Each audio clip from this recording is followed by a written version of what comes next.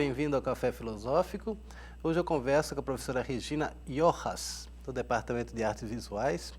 Bem-vinda, Regina, mais uma vez aqui. Boa tarde. Te agradeço. Obrigada pelo convite, fico muito contente. Começo de período é sempre complicado, né? A gente tem que se adaptar aos novos horários, às novas tarefas do semestre. Então, te agradeço realmente por você estar por aqui. E já começo querendo saber um pouco das tuas férias. Eu sei que você aproveitou para visitar a Documenta. Me explica um pouco o que é a Documenta e o que as pessoas podem encontrar lá. Então, Oscar, a gente tem aí essa exposição que acontece a cada 5 anos na Alemanha, né? Então, como ela é uma exposição que acontece muito espaçadamente, né?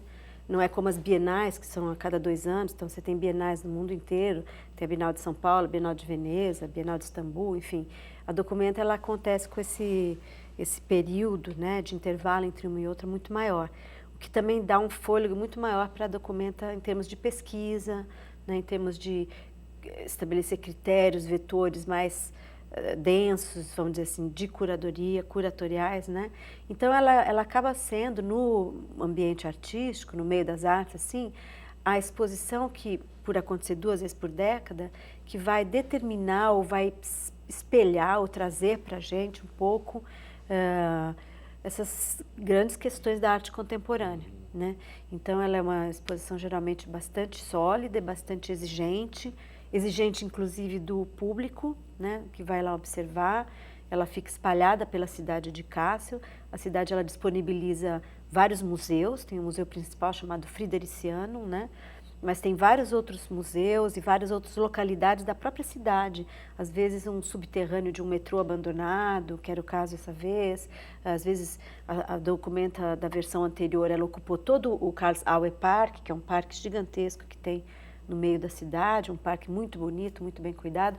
Então lá você tinha vários artistas trabalhando, por vezes em construções feitas para as próprias obras, por vezes atuando diretamente sobre a natureza, sobre o próprio parque. Então ela é uma mostra que ela traz essa contribuição. Há quanto tempo existe a Documenta? Olha, eu não vou saber te precisar assim, o ano especificamente, mas ela é dos anos 50, né? A Documenta ela é vamos dizer assim, um estímulo, ou vamos dizer assim, uma estratégia do pós-guerra alemão, né?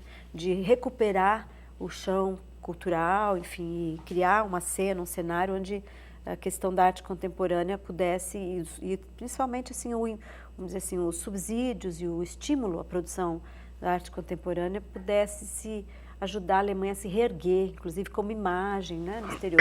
Então ela é uma mostra que vem acontecendo a cada 5 anos e com sempre muita polêmica, muita discussão, né? Então no caso dessa especificamente, ela é uma Documenta, geralmente elas têm um perfil muito político, né? Essa Documenta tem um perfil muito político, muito voltado para as grandes questões da contemporaneidade. Então, o problema com o imperialismo, o problema com esse capitalismo tardio, a dizimação de culturas locais, enfim, tem inúmeras... De certa forma, a Documenta é como um diagnóstico da sociedade. Sim. E, de certa forma, pensando no lugar da arte dentro desse contexto. Sim, sim. Por exemplo, que agora você fala do imperialismo, desse capitalismo estranho que está surgindo agora. Sim. Né? Sem dúvida, né? Sem dúvida. Eu acho assim que existe, lógico, na arte contemporânea, uma necessidade de espelhar o próprio tempo, né? De estar em diálogo com esse próprio tempo, né? E a Documenta, ela faz isso com muito critério, né? Esse espelhamento das questões do tempo, né? O que os alemães vão chamar de Zeitgeist, né? Que é inclusive o nome de um grupo de estudos que eu conduzo aqui no departamento, né? Chama Zeitgeist, o espírito da época, né? Sim, sim. Na verdade, eles já tinham se dado o nome antes de eu chegar aqui. Eu cheguei só para pegar já o grupo com esse nome formado, mas enfim. É interessante porque a Documenta não é só, digamos assim, determinar diretrizes, ou como se fosse um manifesto da época, sei lá, do modernismo, né? Mas é mais também uma leitura da sociedade de maneira muito clara, né? Sim, sim, uma leitura do que vem acontecendo e como a arte vem se posicionando perante a isso, né? Então, por exemplo, tinha um trabalho lá muito bonito chamado Lost and Found, que era a documentação, o registro que essa artista fez, Susan Hiller, de uma série de linguagens, de línguas que estão morrendo, né? Então, era uma instalação, você entrava numa sala escura, tinha uma projeção que era só uma linha verde que respondia justamente à altura do som, da fala, e aí ela capturou falas, né, de vários povos perdidos, enfim, povos aborígenes, cujas línguas estavam morrendo, né? Então, é interessantíssimo, porque havia tradução e você ia ouvindo esses sons, né? E essa história de línguas... Então, por exemplo, curiosamente, tinha um índio, um indígena, um índio mesmo, falando sobre... Era uma língua, que eu não me lembro o nome da língua agora, mas ele falando, né, nessa própria língua, da região do Bronx, em Nova York. E como eu tinha acabado de estar, há coisa de meses, no Bronx, eu achei curiosíssimo, porque aquilo lá é, hoje em dia, tomado pela cidade, né?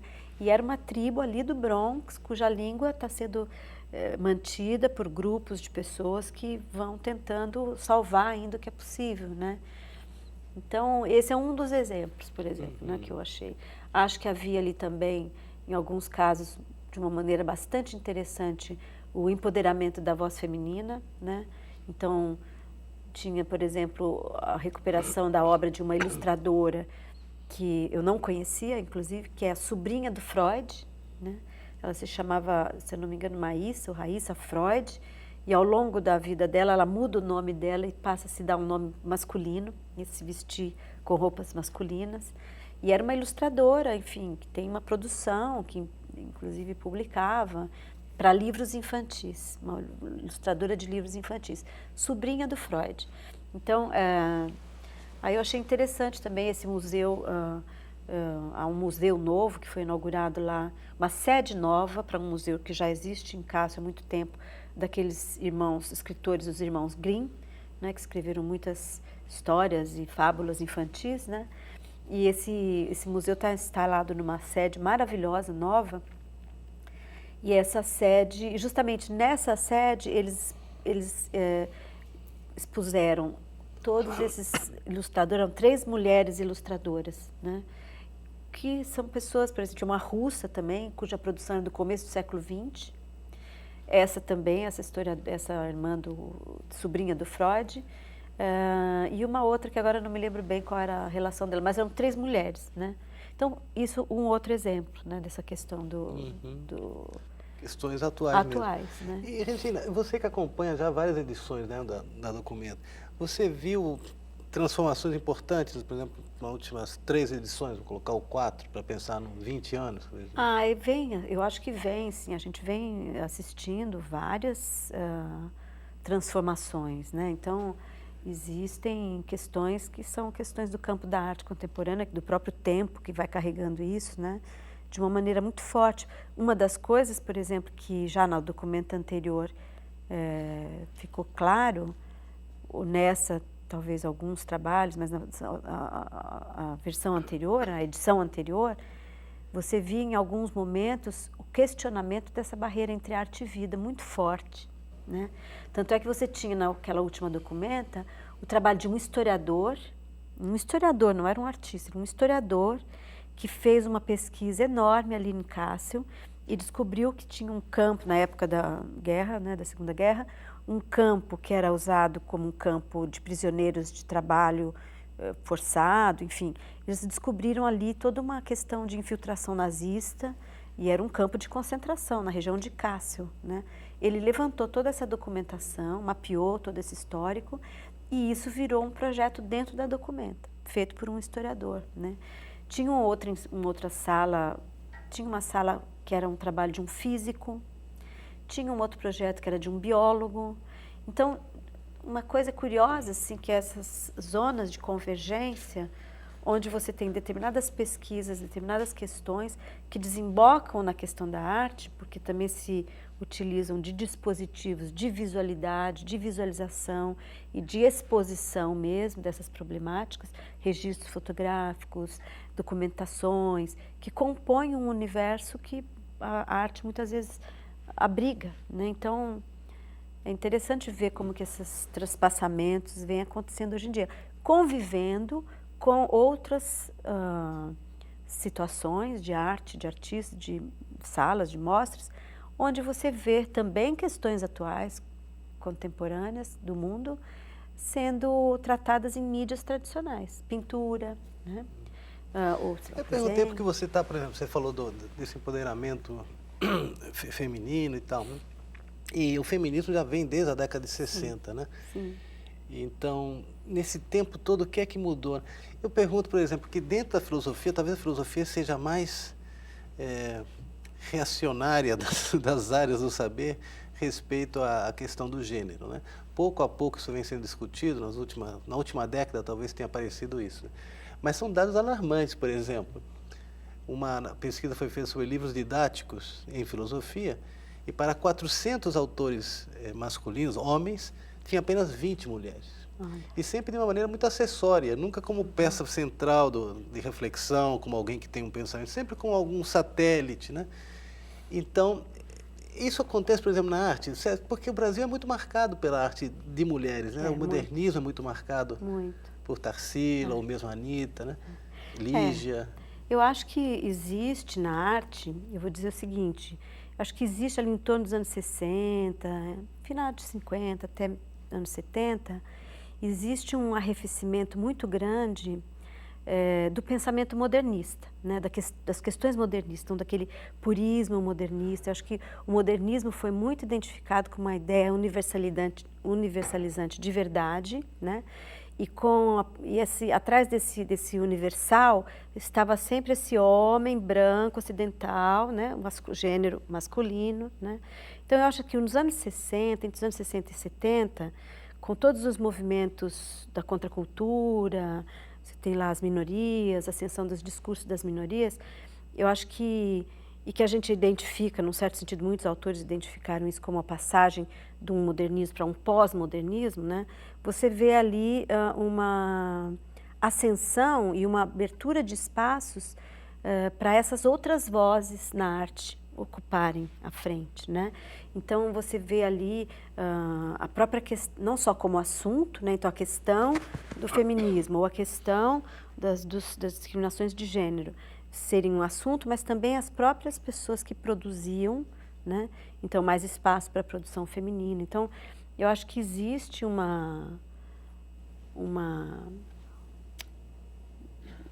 espaço talvez maior, talvez porque a cultura ela se manifesta muitas vezes não dentro de estruturas muito rígidas do conhecimento, né? Ela está solta nas ruas, nos ateliês, ela tem menos amarras nesse sentido, no caso das artes visuais, mas eu acho que, ainda que a gente tenha, desde os anos 60, 70, esse espaço, eu vejo, por exemplo, nessa última documento, essa questão, é porque ainda e sempre há o que a gente pensar nesse sentido, né? Então, a gente vê as estatísticas, a gente vê o número de mulheres em relação ao número de homens ocupando postos importantes, a questão dos salários, enfim, a gente sempre vê que, apesar de ser uma discussão antiga, né, tem 50 anos, acho que ela ainda é válida, né, no sentido de que ainda não está totalmente. E isso que você está falando é mais um sinal, dado disso, né, um dado dessa questão. No caso da filosofia é muito curioso mesmo, né? Mas, Regina, já que estamos falando dos anos 60, porque eu queria que você falasse um pouquinho dessa última instalação tua, que é Ruínas Circulares. Porque quando eu vi alguma coisa, eu pensei imediatamente, te falei do Hélio Oiticica, dos penetráveis e tudo. Né? E que isso está na década de 60. Eu queria que você falasse um pouquinho sobre isso. A gente vai mostrar algumas imagens, né, sobre o trabalho. Ruínas Circulares, que foi na Pinacoteca, né? Pinacoteca Potiguar, né? Então, esse trabalho ele tem uma história bem interessante, porque logo que eu cheguei em Natal, no primeiro mês que eu estava aqui, eu fui fazer uma visita para essa fazenda em Goianinha, chamada Bom Jardim, né? E me deparei lá com essa ruína histórica, que é essa ruína onde hospedou uma casa, vamos dizer, uma casa, não é a casa principal, mas é uma casa lateral, assim, uma casinha dentro dessa fazenda, que abrigou o Mário de Andrade no período em que ele esteve aqui, nos anos 20, né? Inclusive um período em que ele fez um passeio grande pelo Nordeste, tentando colher as raízes folclóricas, a música, fazer um registro dessas músicas, enfim, desses elementos todos, que mais tarde saiu publicado no livro Turista Aprendiz. Inclusive, ele tem 2 páginas no livro dedicadas à Fazenda Bom Jardim, né, o período que ele esteve lá. E é muito interessante essa passagem da história do Mário de Andrade, porque lá ele conhece o Chico Antônio, que é um cantador, um embolador de coco, e ele se entusiasma demais com o Chico Antônio, acabou ficando por 10 dias na fazenda para poder registrar e ter contato com esse cantador, que dizem depois que o inspirou em personagens como Macunaíma, enfim. Então tem toda uma questão histórica assim, muito importante, porque também para a construção da identidade brasileira a gente vê como esse passeio que ele faz pelo Nordeste, ela acaba tendo uma importância muito rica para nós, né? E que, curiosamente, a casa está abandonada, ela é uma ruína, ela está só a fachada preservada, né? Então, a partir desse estímulo, né, de pensar por que nós, brasileiros, de maneira geral, talvez aqui de uma maneira específica, não cuidamos tanto do nosso patrimônio histórico, da memória, né, da constituição de uma identidade a partir dessa história, né? Então, esse é um lado assim da questão que começou a me ficar muito importante para mim. Também aqui passeando pelas ruas de Natal, enfim, algumas situações de viagem por aqui, me chamando muito a atenção essas ruínas de construções que começam a ser erguidas, depois são abandonadas, né? Então, ruínas de construções que nem chegam a ser e já são ruínas, né? Então, muito por conta vamos dizer assim, esse deslocamento de uma paisagem que é do sul, de onde eu venho para cá, ele vem com uma série de surpresas, de impactos, né, em vários sentidos. E me deparar com essa paisagem, por vezes devastada, por um abandono público, talvez, ou próprio cultural da região, não sei, foi o que me estimulou a fazer essa produção. Fica numa fazenda que é particular. Uma fazenda particular, e eles, inclusive, disseram que eles tinham pedido para o patrimônio, para o IPHAN, no caso, né, dar um suporte para a manutenção dessas construções, mas não obtiveram, enfim. Então, eles que cuidam da sede principal e essa casinha está lá, assim, ao Deus dará. E, enfim, a partir desse estímulo é que eu gerei essa instalação. Porque esse estímulo que você está falando, na verdade, é esse encontro com ruínas, né? Exatamente, encontro com ruínas. E a gente se encontra com várias ruínas, né? Basta andar um pouco por aí, você vai acabar encontrando aqui no exterior, são ruínas que a gente lida, né? Mas eu sempre fico pensando que tipo de ruínas nós construímos. Parece que estamos destinados a construir praticamente o que será um dia uma ruína, né? E isso tem a ver com a arte, tem a ver com a língua, tem a ver com o nosso próprio espírito, né? O que nós deixamos para o futuro. E aí então tem essa coisa do Mário, assim, perto de Goianinha? Perto de Goianinha, porque é a Fazenda Bom Jardim. Porque isso estava na tua instalação. Né? Então, só para retomar um pouquinho, é curioso que foi chegando em Natal, né?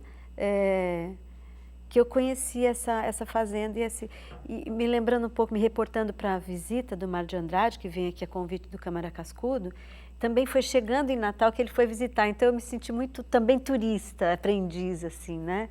E é interessante porque até tem uma frase, depois eu fui ler o Turista Aprendiz do Mário de Andrade, em que ele diz assim, eventos de Natal me atravessando. É super bonita a frase, que ele fala que ele está vivendo a vida do país dele, que ele não precisa de nada mais do que viver a vida do país, né? Querendo dizer, ele quer essas raízes, né? Essas raízes e essa entrega para a paisagem local, enfim. E, então, muito como eu me senti também. Então, talvez isso tenha sido o estímulo inicial para essa montagem dessa vídeo instalação. E aí entram os outros elementos todos, assim, entra toda uma questão que é pensar um pouco a imagem se constituindo no espaço, a imagem se constituindo num espaço instalativo que acolhe o observador numa condição quase imersiva de estar dentro desse aparato todo composto de superfícies de projeção e dispositivos de projeção, né? Então, os dispositivos, eles são colocados na sala, num alinhamento perante as telas projetivas, como se eles criassem um útero ali dentro, né? Um espaço onde o observador podia percorrer. Inclusive, havia uma condição ali em que muitas vezes a pessoa percorrendo esse espaço, a própria imagem da pessoa se via projetada dentro dessas projeções, dessas imagens, que era uma condição desejada do espaço instalativo, do trabalho em si. E, além disso, a própria apropriação do espaço, então as imagens são várias telas de projeção, mas as imagens estouram essas telas e usam o espaço da sala da Pinacoteca, incorporando, que é um prédio belíssimo, né? Então, incorporando algumas das janelas da parede da Pinacoteca, entravam para dentro da projeção também, né?